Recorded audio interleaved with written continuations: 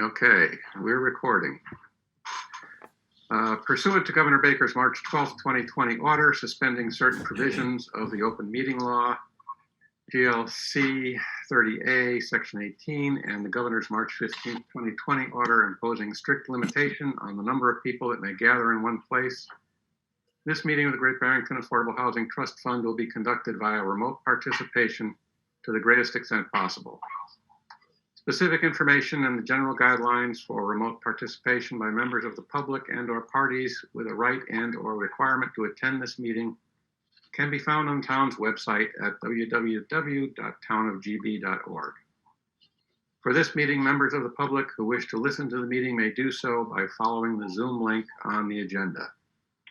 No in-person attendance of members of the public will be permitted, but every effort will be made to ensure that the public can adequately access the proceedings in real time via technological means. In the event that we are unable to do so despite best efforts, we will post on the town's website an audio or video recording, transcript, or other comprehensive recording of proceedings as soon as possible after the meeting. So, first order of business is approval of the minutes of October 8th. Could I get a motion? So moved. A second? Second. Is there any discussion or corrections? Who with the motion and the second? John Katz made the motion. Garfield made I seconded. Garfield seconded it. Thank you. Any further discussion, corrections? Okay, roll call vote. Garfield? Here? No, I'm just asking to approve the minutes. Oh, yes, I approve. Yes. Larissa? Aye. Fred? Aye. And John? Yes. And I. Okay, that's approved. I want to get a couple of these things in here. Hello, Carolyn. Hi. Glad you made it. Thank you. A couple of things before the presentation. One was I sent around the material on this, the Chapter 40B deed rider, which is the chapel wants to convert to a universal deed rider, which is basically keeps the property affordable in perpetuity. Does anybody have any questions about that on the board? Did you go over it? I did read it. I read it. So what I would like, if the board agrees, I would like to submit a letter to the select board to essentially recommend that they do adopt this, allow CHAPA to, that we recommend that they can make the universal deed restriction their operating deed restriction. You want a motion? Could I get a motion? Sure. Yes, I move that we do just as you said. Okay.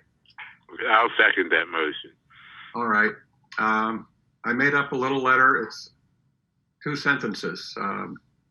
It says, to the select board, the board of the Affordable Housing Trust Fund strongly recommends that the select board allow CHAPA to switch all of their 40B properties to a universal deed rider that keeps the properties permanently affordable, since it's a stronger deed restriction than currently in use.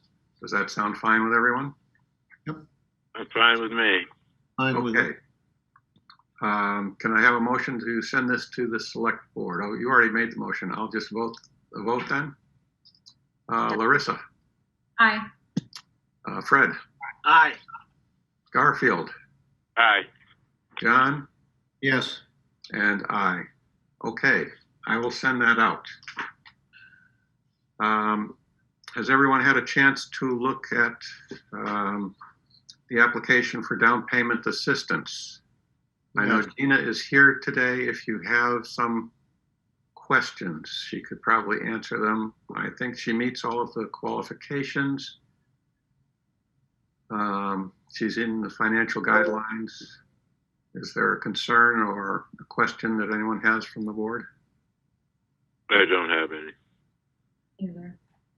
I don't have any either. Okay, so could I have a motion to approve Gina's application? Gina, would you like to say anything? You don't have to. First of all, if I'm about to be approved, I may start crying, but Okay. I had no idea. I'm not a person that lives in Great Barrington, but I'm kind of connected in the kind of like construct and I do a lot of things to help homeless people, and I advocate for people and help them with Social Security applications, and so I'm kind of connected with things that help people. I usually don't ask for them myself, but I had no idea this thing even existed. We got to promote it more. I can see that. I'm How just did you find out about it? So what happened was when I went to go apply for a mortgage, it had been a long time since I had been through that process. I've been in the house I live in now for 15 years, and literally the last 7, I have hung on tooth and nail, sometimes selling off my personal possessions to afford my mortgage. Then I finally righted my ship after my divorce and have become so much more solvent, financially solvent, and through the help of Greylock Federal Credit Union. I don't know if you know, but they have a really wonderful financial help assistance program. And so what happened was they said to me, you were 32 days late on you paid on the 32nd day on your mortgage in April. So that means you are not able to get in these like 3% down, 2%. And I said, wait a minute, are you telling me I have to put 20% down on anything I buy? You know where we live. You know what's happened to the prices of homes. Yeah. So that means unless I have 40 grand, 50 grand, I don't know what I'm going to do, but I've got to downsize. I can't hold on here anymore. When I did that, I just typed in help affordable housing in Google. I just typed help affordable housing in Berkshire County. And somehow the home popped up on Construct's website. Through the home showing up on Construct's website, I wound my way in, and here I am. I didn't even know that house was affordable. I didn't even know that house existed, the townhouse existed, and I certainly had no idea about this fund that helped people like me get into a home. I had no idea that it was out there. Good karma coming back to you then. I'm very happy. It'd be good for you. You could be one of our spokespersons. Yeah. So we have, we've had a motion to approve, and a second. Any further discussion on this? Okay, roll call vote then. Larissa Aye. and Fred Aye. and Garfield, Aye. John Yes. and I. Congratulations. Congratulations. Do all the paperwork and we'll take care of it, but it's been approved. I just cannot. I'm humbled and I'm thankful and so grateful. And thank you for doing this for this community, because everyone thinks we're just full of $1 million third homeowners, and that's not the facts. That's right. Look behind the railroad tracks at the tent sitting up in the homeless people in the back. So I just want to thank all of you very, very much for doing what you're doing. It's good work, really good work. You're most welcome. Thank you. Thank you. Can I ask you though, just logistically, What do I do now? I'll be in touch with you after the Okay. meeting. Just, Okay. I'll go through the whole thing with you. All right. Thank You you just so sign some much. papers. I appreciate you all. Thank you. You're welcome. Good. Welcome. Bye. Good luck. All right. Good for you. Okay. So, next up is Habitat. Good. So, Carolyn, I'm going to make you a co-host. Thanks. But you guys should give yourself a little round of applause. That was a big thing you guys did tonight. Yeah. And you got to feel it firsthand from the people you serve. That's kind of cool. Indeed. And Construct's front page, endorsement as well. So Yeah. Okay, so Carolyn, I've just made you a co-host, Great. and So I'm going to get a little PowerPoint up. June and I are going to tag team on the presentation. And I also wanted to thank you guys for giving the RFP an extension. As many of you know, I ended up with COVID, so even it's a long haul of getting back. So it's not as cohesive as I normally would have liked it to be, but we really thought we covered all of the points and Oh, good whatnot, luck. so. Wish you the best. Thanks. I'm feeling much better. I am looking forward to the weekend though. So let me get this on full screen. And then we'll go, we have quite a few slides. Some of them are just for enjoyment. So we'd like you to ask any questions you have at the end, or if we're at a complex piece, you can ask us there, especially like with affordability and stuff like that. So we're excited about breaking new ground in Housatonic, and especially for homeownership. Can everybody see my screen? No. Okay, I should have asked that question first. Let me just go back and relook at my share. Let's see, maybe I have to go out and do it before. Bear with me. in theory, you are a co-host. I know, it's not you. I think I didn't hit the little share my screen button, which I'm trying to find now. I don't even know how to do that. Yeah, Bill and I did it earlier to practice, so let me just get back to the Zoom thing. There we go. I think I made it I did a little too quickly. There we go. Now, Now you got it. There you go. now I'm good. Do you see the whole screen with all of my sidebar Yeah. things? Okay. Yep. Can everybody live with that? Because it's easier for me to know which of us is coming. Okay. So, Yeah. gonna flip to that. June, you'll be up on slide 3. Sure. Because I know that you want to talk about the coverage area, but these are our planning premises of 14 to 20 units, 10 to 16 buildings. A little bit of that will be depending on what the applications are, the funding sources are, and then June, do you want to take it away with the rest of that? Or the coverage is just the square footage of the buildings versus the square footage of the lot.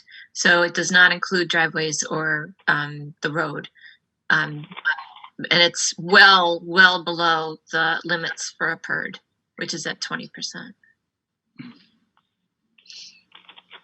We're using a phased building approach, not only because of financing, but also giving the community a chance to embrace the change, because it might feel like a lot to the community.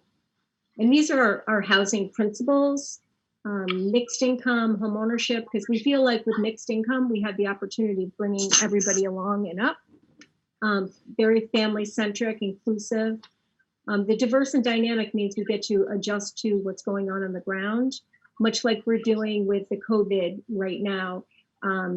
All Habitat homes right now are being built with 3 and 4 bedrooms, because right now people need additional space. Because if you are having to do homeschooling or run your business, you need that. And we got advice from several realtors about what the market is looking for now that has changed even since March. People don't want to be boxed into small spaces. And obviously consistent with surrounding neighborhoods. And we're going to have the community name the project. So that'll be a fun thing to get some folks interested. And we'll have buffers of trees between the project and the neighbors. And a lot of that will have to do with the layout of the houses. And we really feel that home is where the community begins. And we are a community builder. We build what our communities need and are adaptable to what's going on the ground and flexible. That's what's nice about working with Habitat. And these are our mission-aligned designs. It's about accessibility and durability, and especially sustainability, because we want houses that last a long time, look good a long time. And when we design the exterior of the house, we're designing it for the community as well as for the family. We always include aging in place so that we know in the Berkshires especially, you have multi-generational families, and I'm seeing that more and more right now.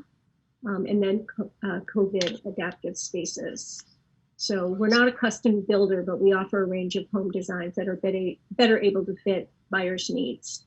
So it's not a one size fits all design. And we'll show you some pictures in a few slides about that. Carolyn, what do you have in mind for the COVID adaptive space? So we're anticipating having first floor extra rooms. It could either be a bedroom, or it could be an area where you have an office or where you do homeschooling, especially having more thoughtfulness about Wi-Fi and things of that nature. So that's where we're really thinking, because so many people right now, I know I have 3 friends that are trying to run business and do homeschooling in a very small space. And it's really stressing families out, because there's just not enough room if you have multiple kids to even break them up into separate spaces to do their work. So it's very challenging times. And I think that what will end up, this is just my own prediction, is that I think what will happen after this is that many people will remain working from home for quite some time, because the fear of it coming back or never going away is very, very upfront right now. June, do you want to talk about affordability? Sure. The units will be affordable in perpetuity, so that will happen through a deed restriction. The deed restriction will be similar to what you just talked about with CHAPA. The units will be added to Great Barrington's affordable housing inventory through a local initiatives program, which is a program through DHCD. It's one of the things that I'll be helping Habitat do. And they will be, the thing with Habitat is they build for the needs of their group, their members, the people who apply at the beginning. So we can't exactly say what the unit mix will be. Obviously, I had to use a unit mix to come up with a budget, and I did that. But we predicted the unit mix based on your very recent housing needs assessment in Great Barrington. So to the extent possible, the units will follow this pattern, so that there will be, as this is our prediction. This is where we started with. And then Habitat standard house size is 10,000 or 1,070 square feet for a 3-bedroom and 1,230 square feet for a 4-bedroom. So we thought you would like to know that. And here's some recent homes that we've completed, and you'll see that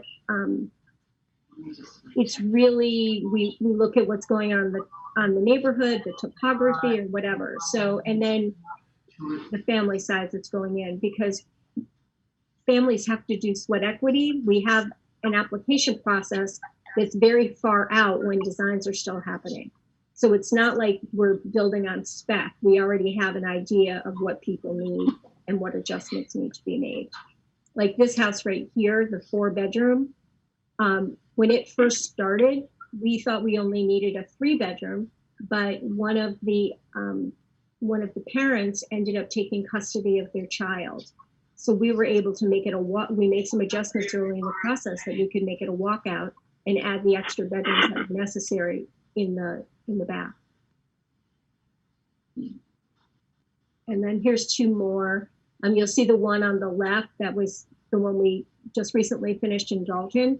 When we started out, this was a Wells Fargo house that they initially thought was going to just be a simple rehab. And then once we actually got in and took ownership, what we found was it had to come all the way down to the foundation. So we were kind of like stuck with the footprint, but we ended up being able to make it work for the family. And then the one on the right, you'll see is an actual rendering. That's what we're building right now in Madison. And we specifically use this design because it's two sisters. These are 2-bedroom units, and they're two sisters that have always lived next door to each other, and they do swap off childcare for each other. So we made sure to build it so that they will really have good and desirable living. And we're really about making sure there's a place at the table for everyone, so diversity is very encouraged. And then we'll get back to June's numbers. Okay, so when we talk about the sales prices, you're looking at that top line, row 2. But row 2 got built from the bottom. So we really are starting at row 19. And row 19 is determined by the federal government. They print every year the affordable income limits for various income, for various portions of the area median income. So these are the 2020 numbers, which are a little bit different than what was in the feasibility study because the numbers don't come out till later in the year, and they didn't come out till July this year. So you'd start with the annual income, then obviously the monthly income is just dividing by 12, and then again dividing by 3 because you should not spend more than 33% of your income on housing. So we take line 21 and we put it up in line 15, and that is what our target is for the sale price of the house. So we have to take into account all of these things like the HOA payment, the mortgage insurance, the hazard insurance, and the property tax. And that's why you can't just get these numbers printed for you from DHCD because it depends on what town you're in. The property tax is different in every town. And you'll notice we did use kind of a high interest rate for what's going on right now because we don't know, where it's going to be. So we wanted to be cautious with that. And, we don't know for the people that if we're talking about for some home buyers, it depends on what program they can get into. So we were a little cautious with the interest rate. But that's the formulas are all in there, if anybody wants to test them, that's fun. But that's where those home prices come from. Thanks, June. So I was able to reach out to a realtor, and he happens to also be a board member. So he pulled up some data because I know there was concern about whether or not there was a market for houses in that price range. So this is data from this year. 13 homes closed and 3 are pending right now, with sales prices from $292,000 to $399,000. And then he actually, when he was looking, he goes, "Isn't the project we're doing on North Plain Road?" And I said, "Yeah." And he goes, "Oh my God, that's such a desirable project." He said, "Such a desirable property. Look at all the sales that we've had just this year."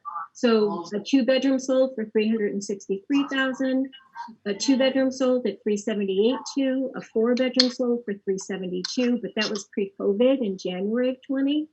Another 3-bedroom on North Plain sold for $380,000. And then, of course, the outlier of a 4-bedroom of $688,500.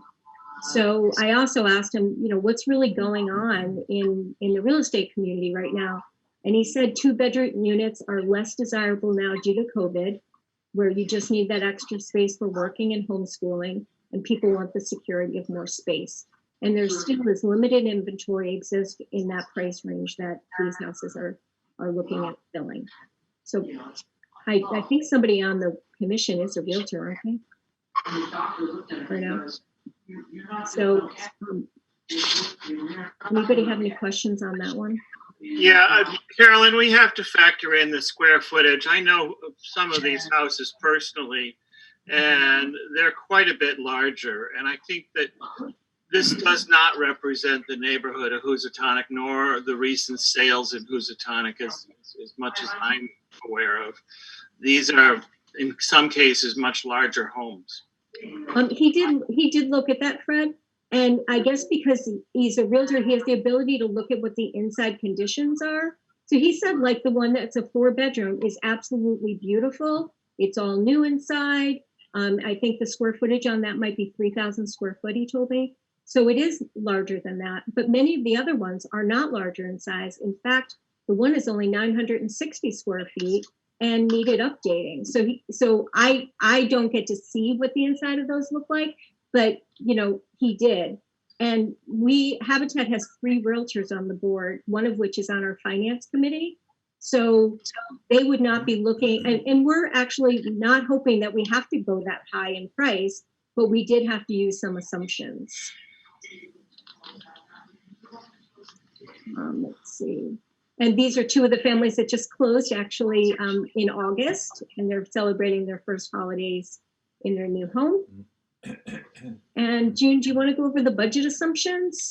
Sure. Or unless people have, or answer questions on the budget assumptions, maybe? Well, let's save the questions till the end. Okay. But the budget assumptions were in the proposal, so everyone should have seen them. Nothing has changed with that. So the things that we had to think about, we're planning a budget for a project that isn't going to start until after the MassWorks grant. So we're really budgeting for at least a couple of years from now. And so, and of course, unprecedented times. Someone had to say it tonight. So, for example, material prices in building have gone up 20 to 25%. And we had to ask, will that go back down? If it doesn't go back down, will it continue to go up? And if it continues to go up, will it continue to go up at that rate? So we are assuming that it won't go down because it never does after catastrophes, but that it will not continue to increase at this rate. So those are the kind of things that we had to use in order to structure the budget. But since everyone's already read them, I won't read them to you. But there they are, and we can come back to them if needed. Thanks, June. And I'm going to assume that's the same thing with the budget. If anybody has specific questions, we'll hold that to the end. Yeah. Although I'm sure everyone's very interested in the potential tax revenue for Great Barrington. So I will go over this just so that you know what I was thinking when I put it together, so you have an idea. Again, we don't know which units we're going to build because Habitat builds for the people who have a need and are part of their building program. That's kind of a cool thing as far as the budget goes, or as far as sales go. You know that the house is going to get sold because you've already got the person there building the house. But as far as tax revenue goes, it will fluctuate a little bit depending on which size units get built. Now, it will not fluctuate. Well, yeah, it'll fluctuate depending on the size units that are built. What we don't know is what the assessors will do. The assessors could rank all the 3 bedrooms at the same tax rate, and not base it on the actual sale price. So that can move. That's a little bit unpredictable. So this is a very conservative estimate. I like conservative estimates for numbers. I don't like to overpromise. And we did do it in 3 stages. So each stage is lined up to show you what the taxes would be. Line 41M will give you the taxes from stage 1, line 47M, stage 2, line 54M, stage 3, and then the total is right underneath there.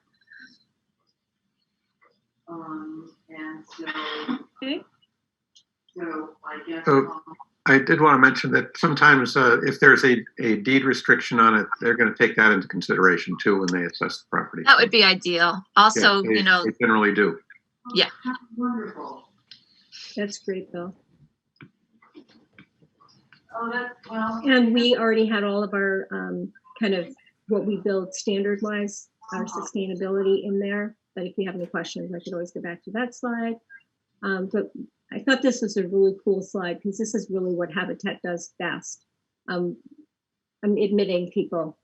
Our homes are really built with joy and they're built for a bright future. And I love that picture, so I included it. We really work hard to make sure it's a green community. We recycle as many products as we can. We keep a very clean site. We do that our whole time. And then I wanted to talk a little bit about our management plan. I know I detailed it in the proposal, but from the time that we take ownership of the property, even when the town is working with us on getting the MassWorks grant, our civil engineer is this who has site control over it, just like we did with Pittsfield.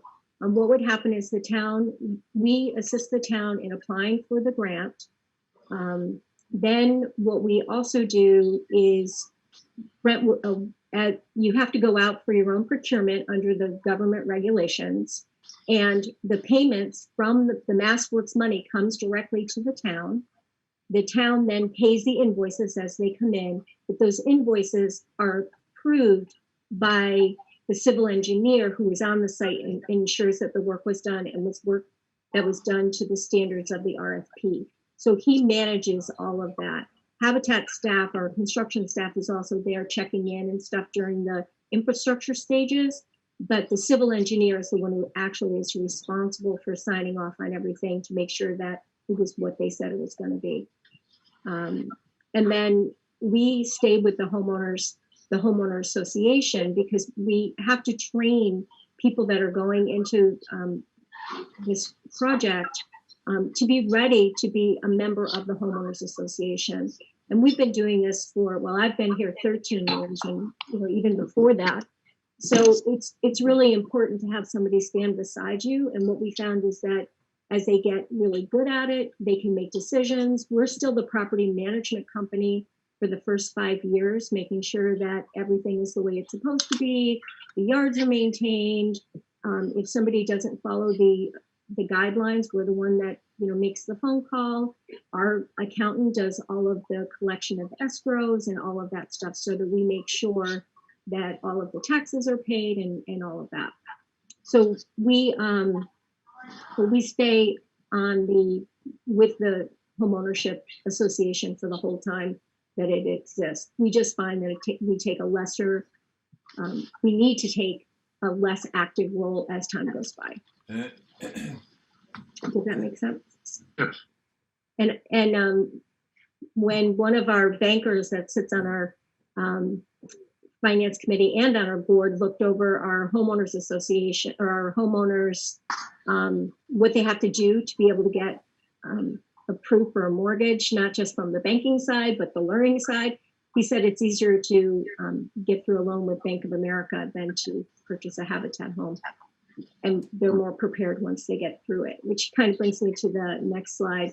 We really think it's important to make sure that people are able to have all the tools necessary to be successful. That's what we look at. That's what our outcomes show. Our outcomes show that when people are in Habitat home ownership, they increase their income, they have better health, their kids have better education outcomes. So it's having that stability and being prepared all along the process of building their homes with us that really makes the difference. And these are 3 homeowners. The one on the left actually is a homeowner for 20 years and still volunteers with Habitat. The one, Norma, on the right, she has been a homeowner for 5 years and still volunteers with us. And Courtney closed on her house last year and is still volunteering with us. So it's not like people buy their homes and then we're not still part of the community together. We continue on and rejoice in their success.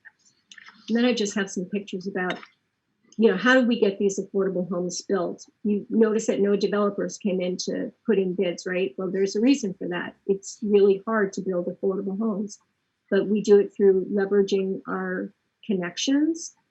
We had a home builders blitz last year. We had 169 professionals that volunteered their time to get us off the ground with 6 units. We have a commitment from our main lead contractor, Allegroni, that he'll be involved with the project in Housatonic as well.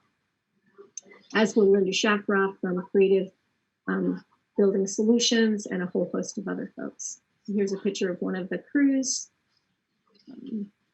And then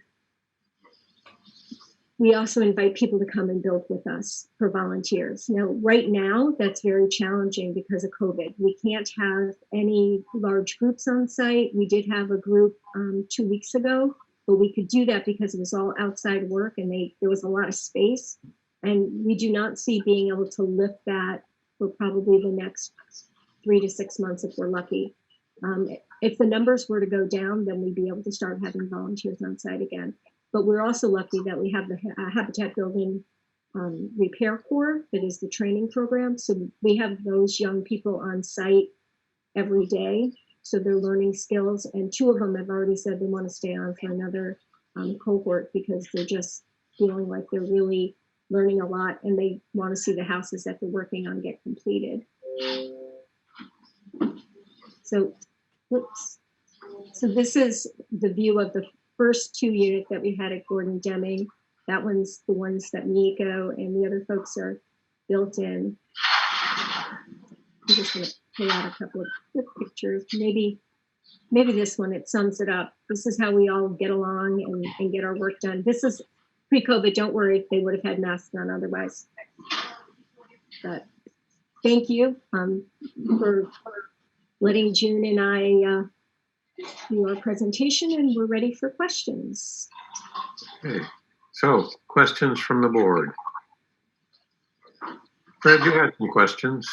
I do, and I had written them down and I'd shared them with Bill. I think basically I'm very concerned about the marketing plan and the ability of the marketplace to absorb these homes at the prices that you're talking about. That's the second point is, I think at the higher end of some of these houses, it's challenging the notion of affordability. When we get over 300,000, your top houses at 100% AMI are 304,000 and 351,000. And I think that's way beyond what any reasonable person. Now, I looked at your percentages and distribution only has 2 units at that level, whether 3 or 4 bedroom houses. And the majority of the houses are going to be, you know, at the 80% AMI, we hope. And I think that that's a very big concern. I don't think that Housatonic can absorb houses in the $350,000 range with deed restrictions as affordable housing, albeit they're going to be large. I mean, you're talking about for a 3-bedroom, even at the $251,000, $235 per square foot.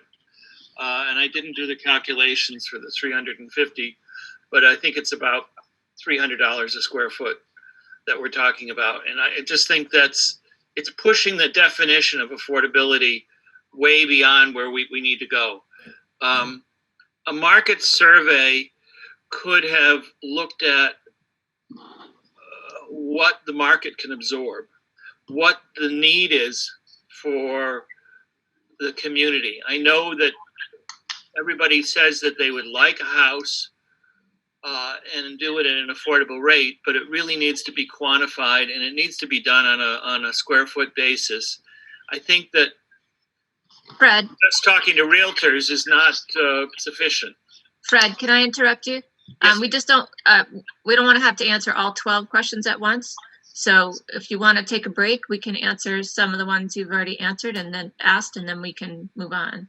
I think that those two are related, June. Okay, but can we pause Yeah, for an please do. answer? Okay, great. Carolyn, shall I, or? You can. The only thing I did want to say is that those market surveys will be done, but they're not usually done before you own the land, especially as a habitat, because they're not inexpensive. So, I mean, obviously for us to put the final project together, that will be part of, and June will talk a little bit more about how it works in the affordable housing WIP thing and all that. But go ahead, June. Right. So the important thing to say right now is that, these are theoretical numbers because we are putting together a project and figuring out how much it will cost. That was the big thing, how much it will cost to build and whether that money can come back through the sales and whether it'll meet the need that's been identified. So the Great Barrington Affordable Housing Trust does serve up to 100% of area median income. I didn't make up the 100% of area median income. That came from the government. So that is that's a real number. The cool thing in this situation, though, when we do this for rentals, we are building for theoretical people. We don't know who is going to move into these units, but Habitat does, because Habitat starts working with families on other buildings before they even start putting sweat equity into their own house. And Habitat has a pipeline of families that they're working with. Now, Habitat has not worked in South County yet, so this will be challenging, but we have a lot of time because we still have to do the MassWorks grant. We still have to do the funding applications. So there's plenty of time to figure that out. And that's why I said, this is a theoretical mix of units. We are not completely sure that that's how these units are going to go. So then the next logical question that would follow on that would be like, well, what if you don't get the higher end buyers? You get, your mix is mostly the middle and lower end buyers. Can you still make your budget? Carolyn, can you switch to the budget slide? And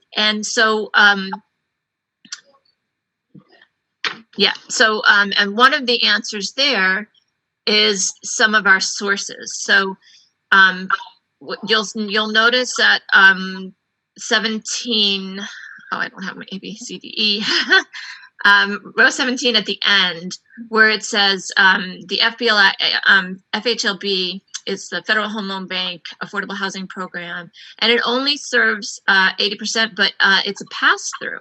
So if they give funding for a house, that funding has to pass through to the buyer.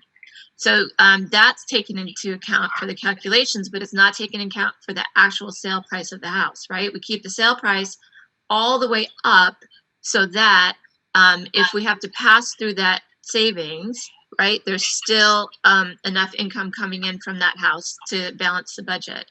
So then as far as the market survey is concerned, it's just not time for that yet. First of all, there wasn't time between when the RFP was issued and the RFP was due. You can't get a market study done that fast.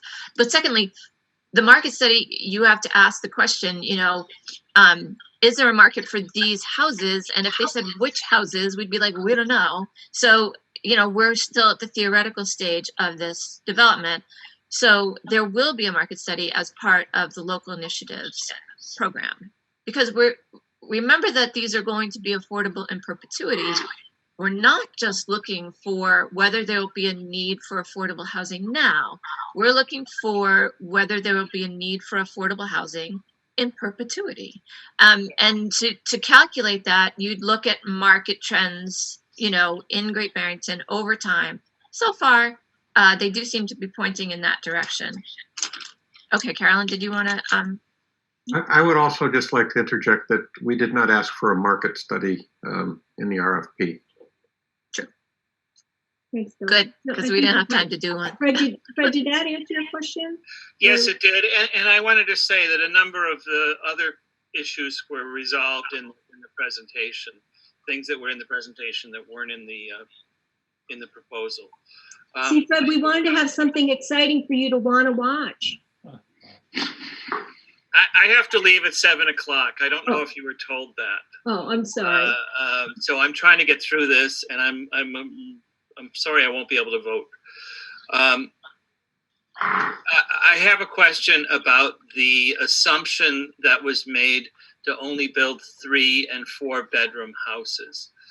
And it seems to me that if we're building affordable houses, we need to think about building houses for a variety of people in the community. And not everybody has 3 or 4 children. Certainly when they're starting out, when a young couple wants to start their family and get a house and things like that, they may not need 3 bedrooms. They may not qualify for 3 bedrooms. Why not? Why can't we put in some 2-bedroom mixes, for a single mom and 1 kid or whatnot? Fred, again, that is something that Habitat has done in the past. So what happens is when we get all of the applications in, you start really getting an idea of how many bedrooms do you need? What is that mix? What is the schedule of it? So we can adapt to those things.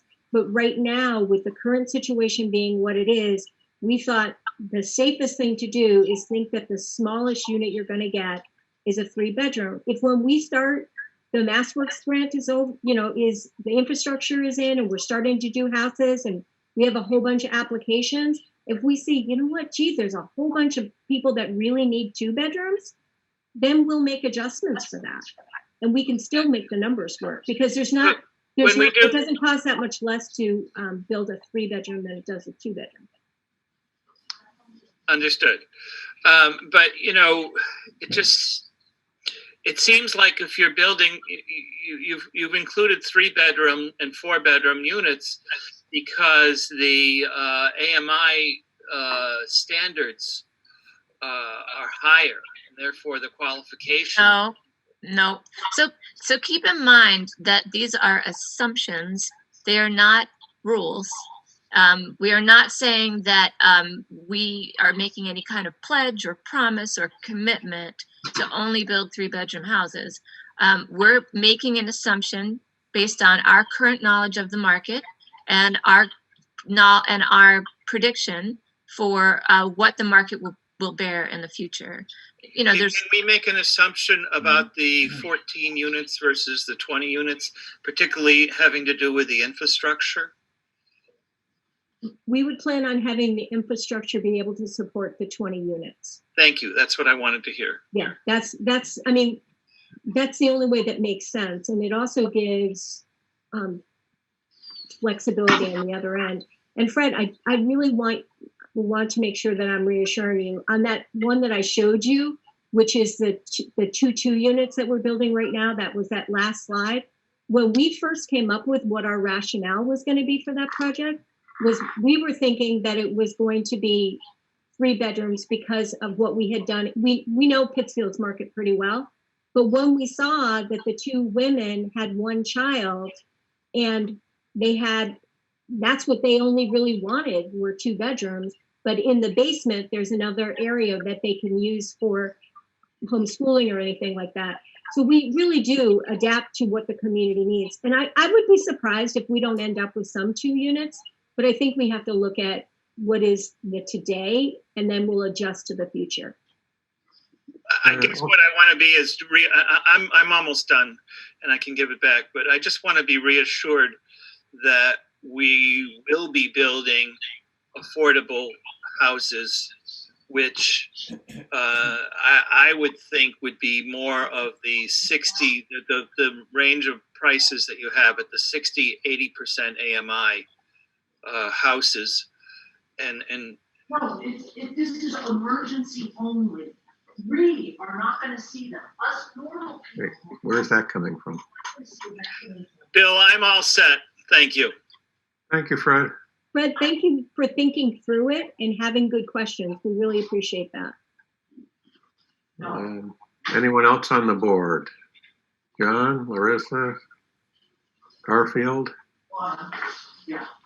I'm trying to mute the back noise that's coming, but Yes. I don't know where it's coming from. Everybody seems to be muted except us. us. I can mute. Not from my house, but I'll. No, it's not you. No. It's coming from somewhere. but I don't know where. Basically, these are just projections. I think it was Shep. It was Shep. Okay.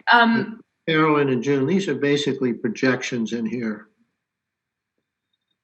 Yes. That's really what we're dealing with. And I think that, I mean, I have a lot of questions about it, but I don't think they're worth bringing up, quite frankly, because we're talking 3 to 4 years from now. Oh. And, all of this could change.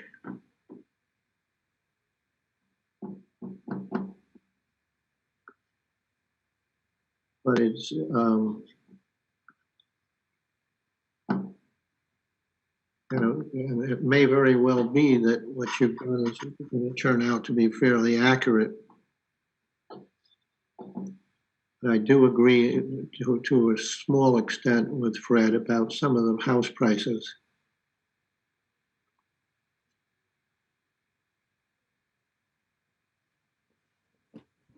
I mean, basically what you're saying is it's going to cost you, if I'm reading this correctly, $7 million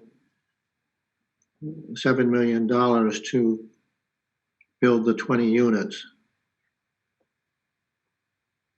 And then you're counting on, you're putting in volunteer labor here and giving it a value, which I wouldn't do. But I come from a financial background, so that's just my opinion. But donated materials and in kind is fine. And then you have the various potential grants. But, you know, my feeling is you and Carolyn have been at this for a long, long time. And I think that we have to take that into account and not nitpick at what you've done.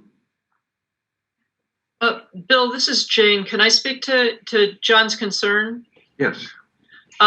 So what I'm hoping you all have been able to hear in the presentation is not just the content, but the process that Habitat goes through to make good decisions in a changing environment. And obviously what the needs of the family are, the household that's going to buy the house, that's very important. But the needs of the community are right up there as well. So I hope that you heard the process through which the decisions will be made, in addition to the best estimate on what the content would be. Well, I agree. I agree with you, Jane, and that's really what I was indirectly referring to, because, you know, if these were all going to be built next year, it would be one thing. But if they're not going to be built next year, and a lot of it could change. Yes. Even at this point, Habitat has been very successful in what it's done. I was first introduced to them by my cousin Jack Stern a long time ago, probably before Carolyn was there. And I have a lot of faith in their ability with June to get this done. But I don't think it really does much help to go beyond the basics. I mean, what you're talking about is building 20 units right now. Is that correct? So we're proposing as much as 20 units. And I think because we have the budget up, that's a nice segue there. Those funding sources, the Small Town Housing Initiative, the Federal Home Loan Bank, CPA funding, those aren't guaranteed. You know, each time those have to be applied for. And so we're assuming that there's going to be a 2-year gap between each stage of the building. So the total number of units is going to depend, one, on the need, and then of course on the saturation, and then 2, on the possibility of getting the funding, and also the volunteer labor and the donated materials and in kind. We did factor in some donor fatigue and say that, people might be very excited about it at the beginning. It might slow down over time. We don't know that. It hasn't happened to Habitat yet. And it's, a new thing in South County. I think there's a lot of excitement about it coming to South County, but it could happen. So we're conservative on that. And then it's possible that after 2 stages, we don't have enough funding. And so we don't proceed with the 3rd stage, or maybe not for a while. Can I ask this is Fred, can I just ask a quick question? June, you alluded to a couple of years between phases, and I see on this slide that's up, you have 3 phases of 7 in the brackets there. It's 7 units, 6 units in the 2nd stage, and 7 units in the 3rd stage. I understand that could be adjusted, but I do want to talk about the schedule a little bit, or ask about the schedule. As I understand it, the MassWork grant is due next summer, so we would apply in 2021, with construction likely to be in 2022 for infrastructure, which would make, I would think, your first Habitat house construction to either be late 2022 or early 23. So perhaps we could build out phase 1 a year or so, and 23, 2 years in between, 25 we're talking about for phase 2, and 27. I mean, we're looking at 7 or 8 years to build out. Well, some of the initial stuff can happen simultaneously. So I would start applying for the funding next year in 2021. And so it would be available in fiscal year 2022, right when the building was able to start. So then, because if you apply in 2021, you can't apply again until 2023 for at least the small town housing initiative. It would be 1 year sooner than, 2 years sooner than you thought, because that funding and the MassWorks can coincide. So it may not be as far out as that. For those of us who aren't familiar with this on a day-to-day basis, the lead time sometimes can be a bit surprising. It can, absolutely. The thing is, the 2 years is based on the year in which you apply, not the year in which you get the grant. So it won't be that bad at the beginning. So I don't know. It could, it could be more than 2 years in between stages, depending on, you might not get some of the funding and may not be able to proceed, or maybe you would proceed at a smaller pace, maybe it's more than 3 stages. Don't know yet. And it could be that you, when we did Gordon Deming, when the MassWorks infrastructure was being put in, we were putting in the house foundations at the same time.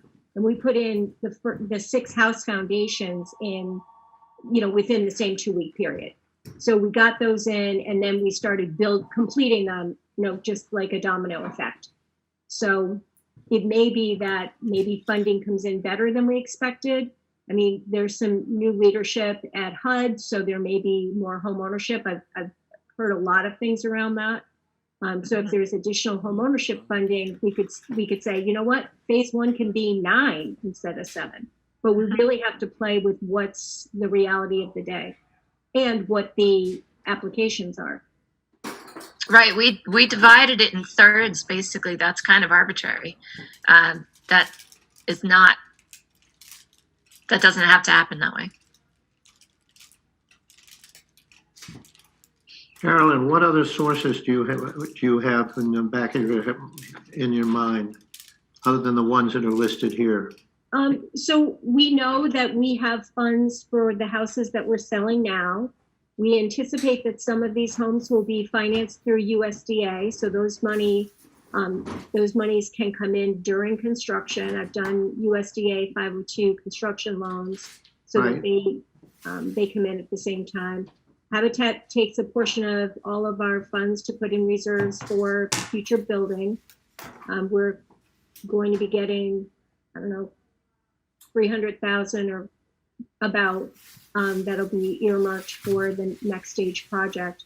But we have a finance committee of 9, so they take a very active role in making sure that we have future building funds. And we'll be doing lots of, we do a lot of grant writing, but we'll also be doing a lot of fundraising because, as June said, we haven't really even asked in South County for donations. And we're also working with Habitat International because we know quite a few folks give out of South County to Habitat International. But I think when we have the signs up where it says build local, give local, we'll be siphoning off some of the funds that usually go to them. And that's allowed by the rules. Good. Any other questions from the board? I have a question or question. And mine are sort of directly related to the community / the existing space there. For those of you that don't know, I work at my family's tree service business in Sheffield. And I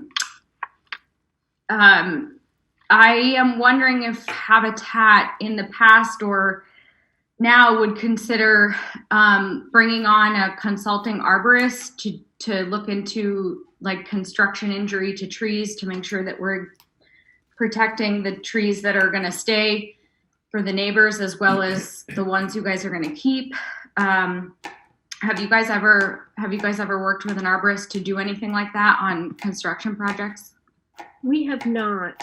We've only had to take down,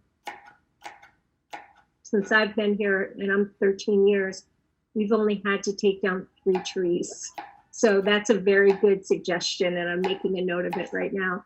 I served on another board with somebody who does a lot with the preservation of trees and is very knowledgeable. He's the one who found out the cottonwood tree that's in Pittsfield is the state's biggest, and and my office is right next to it, so he calls and has me take pictures of it. So I'm sure I could give him a call and ask him to give me some of his expertise for that.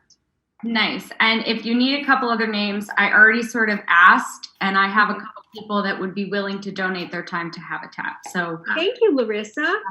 Yeah, of course, we have to save the trees. And you guys put in the packet the meetings that you're planning to continue or the discussions you're continuing to have with the community. I just wanted to say that I appreciate that. And I did just take my conflict of interest training, Bill, but is there any issue with me attending those? No, you're that'd be great. Community, so I think that would be wonderful. Okay. We really reach out. I think I mentioned in the proposal that the board voted to leave spaces open for South County board members. We already have a couple of South County board members. 2 of our staff are from South County. Actually, 3 of our staff are from South County.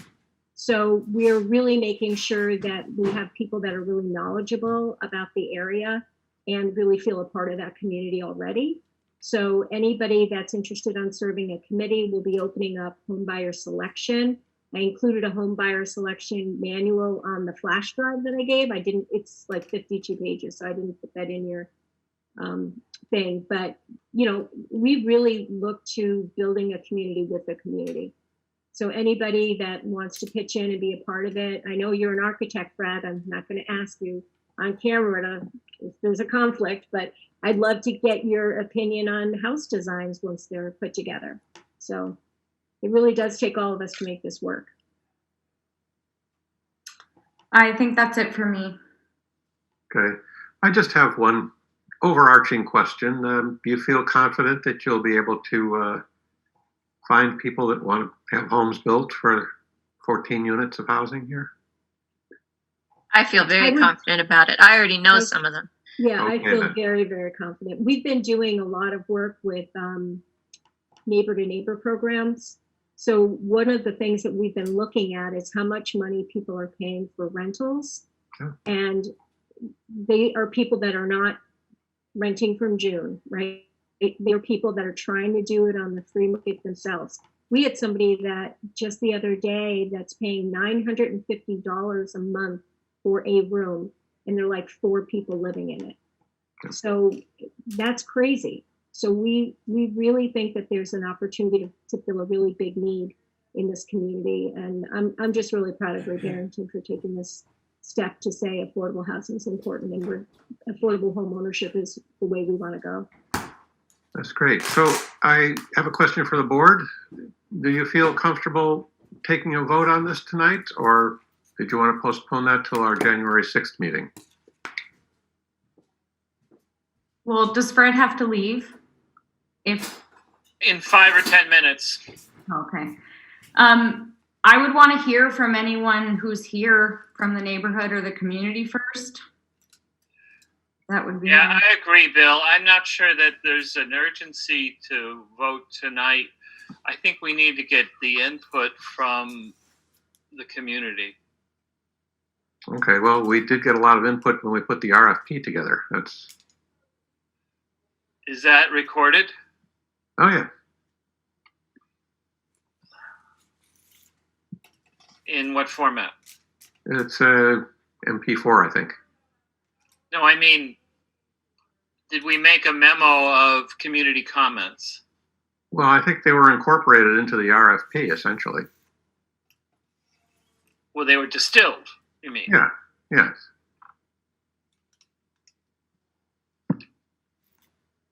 Yes, I mean, I really think most of the community input was in developing the RFP. And we had outreach to meetings that Habitat had with the community, and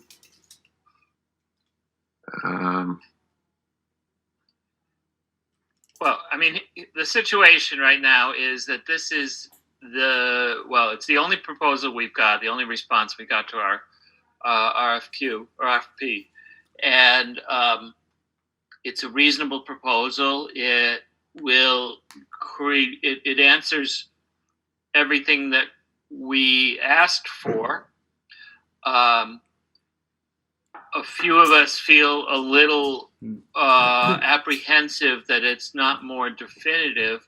I would personally like a pledge that houses be no more than, X dollars, but that's not what we asked for in the RFP. We asked for 100% of AMI, so, it is responsive to that.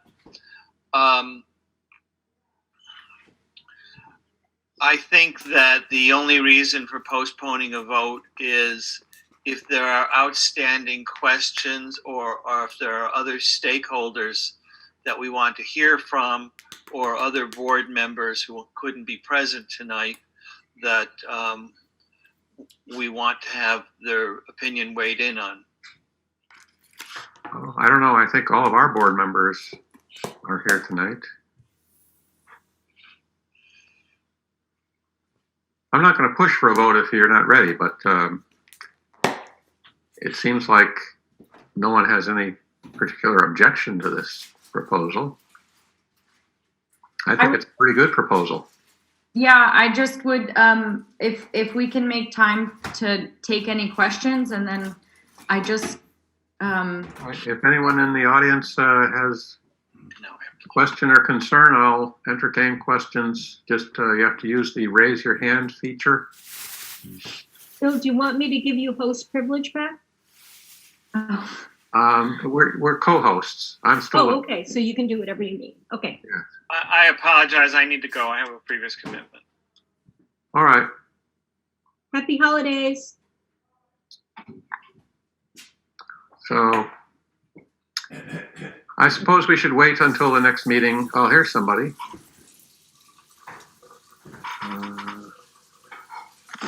Hi, I think it says iPad in Yeah.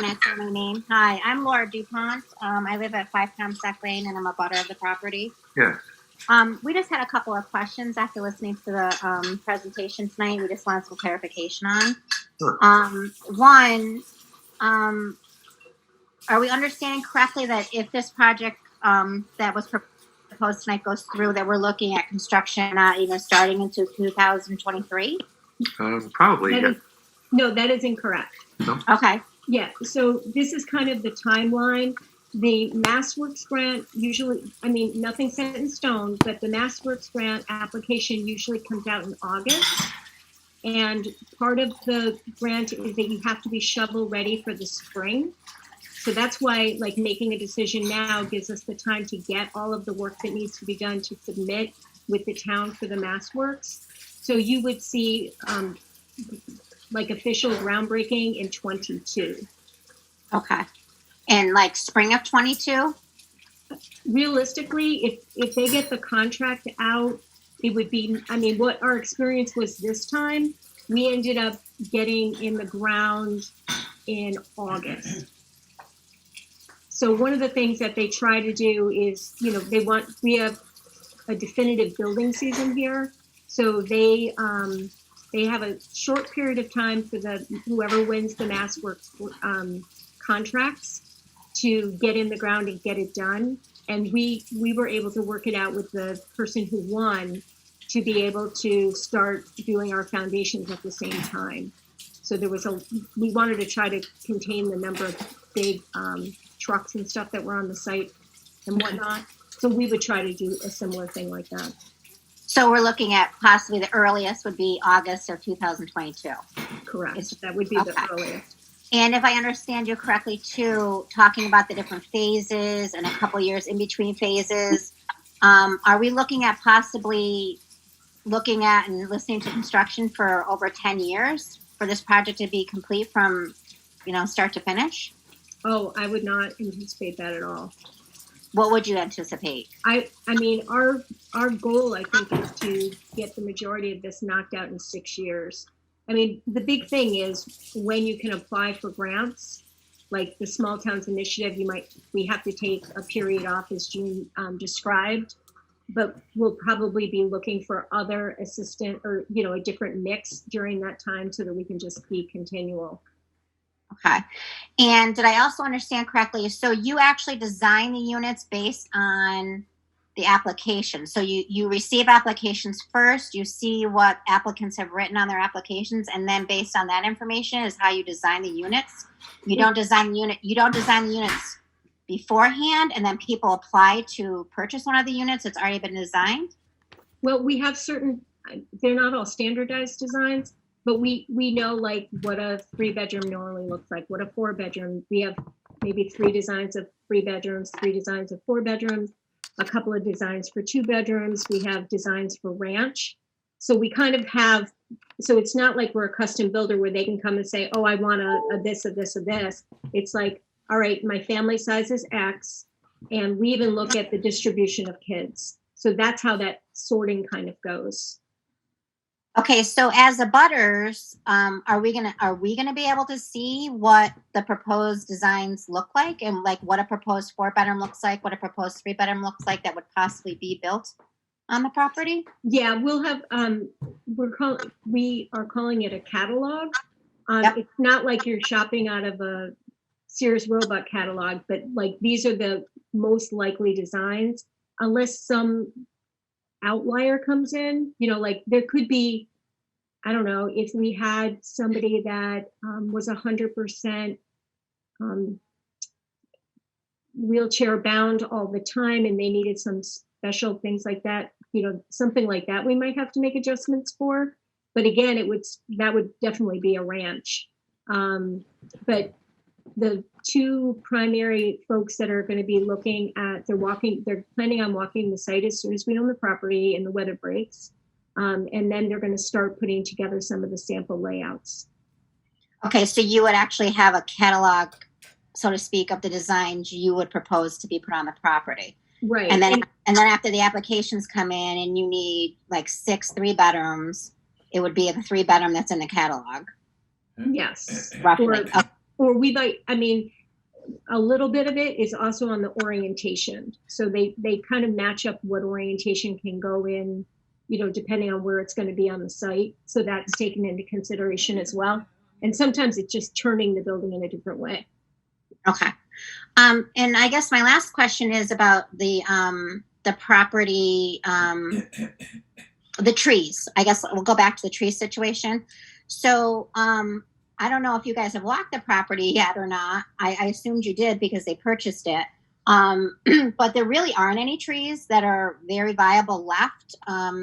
There are some pines that are still out there, but when Alden's bought the property, they came in and cut down, I would say 90% of the trees, and everything grew back in over those years. And so it is really a field or a piece of property full of sumac, weeds, things like that.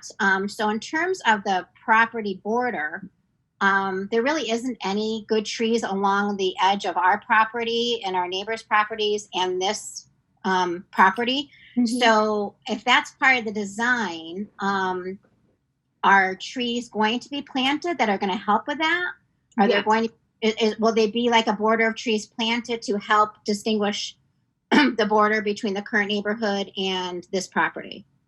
Normally what we do, much like we did on Gordon Deming, when the engineer does his site plan, he also adds in like the rain gardens and the trees that he thinks should be there.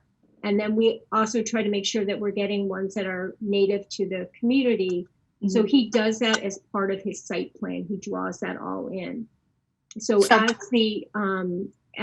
as those things are getting done, if you would like to be on like a committee of giving input, we would love that. So, you can share your thoughts, because one of the things that, we've felt really strongly about through this whole process is making sure that the people that live in the neighborhood are happy with the outcomes. So any input that you can give, we're hoping to start like a Facebook group. I know the neighborhood has a Facebook group, and I mean, if they would like to invite us into that, that would be great. Otherwise, we probably will have some kind of a communication tool where people can say, hey, we were thinking about XYZ, what do you think?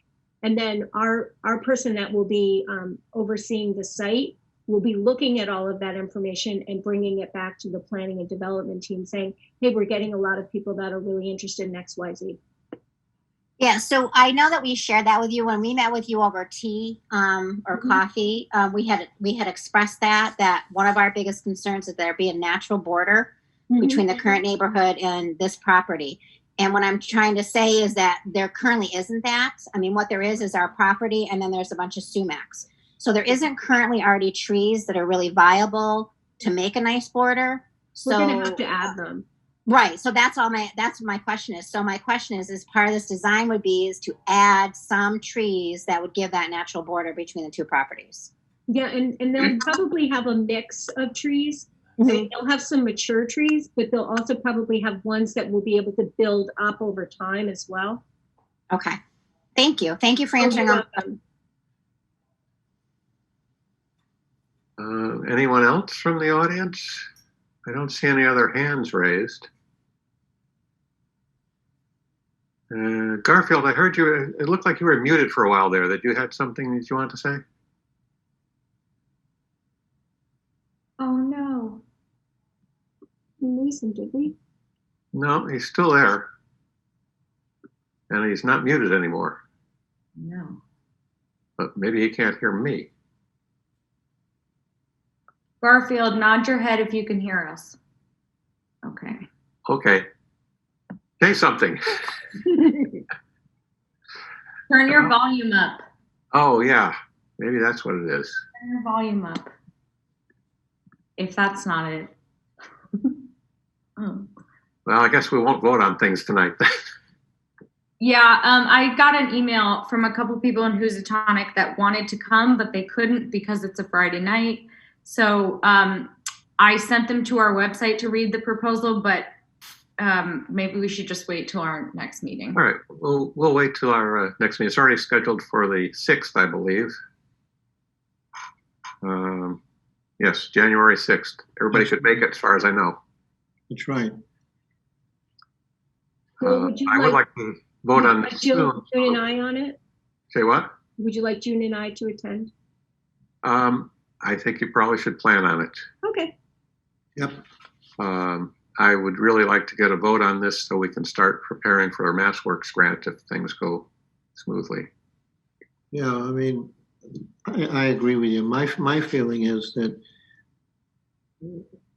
they've done a very good job here, and I'm not completely familiar with the cost of building homes and the like other than our own.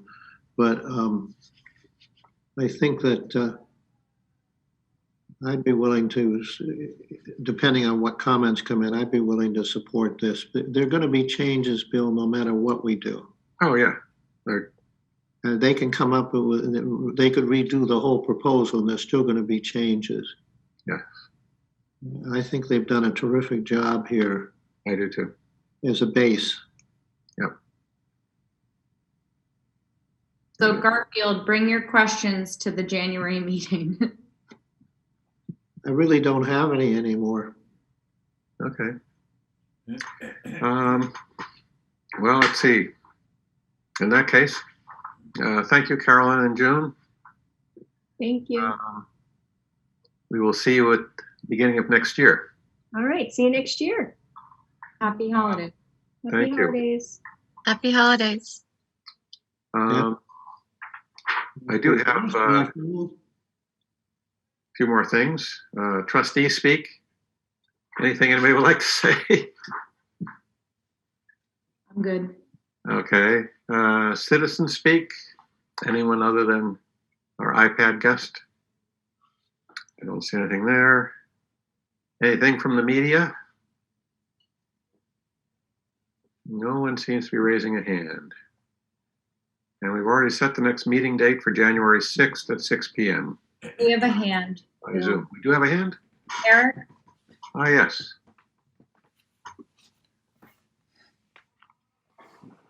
Eric, you should be able to unmute yourself now. Hello. Hi. Hi. How you doing? Eric Gabriel. Sorry, came a little late to the dance tonight. Okay. I was just looking to get myself caught up. So where can I find the proposal that you showed tonight, so I can read up on it for your next meeting? It is on the website. It's gbhousing.org. And it is under our programs. I believe it's listed as the Alden property. Okay, great.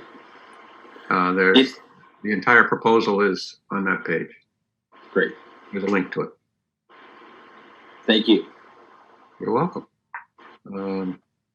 Anything else? I don't see anybody else. Okay. Motion to adjourn. Second. Larissa, can you give me a call? I want to talk to you about something. Yeah, You have my number. my dad does.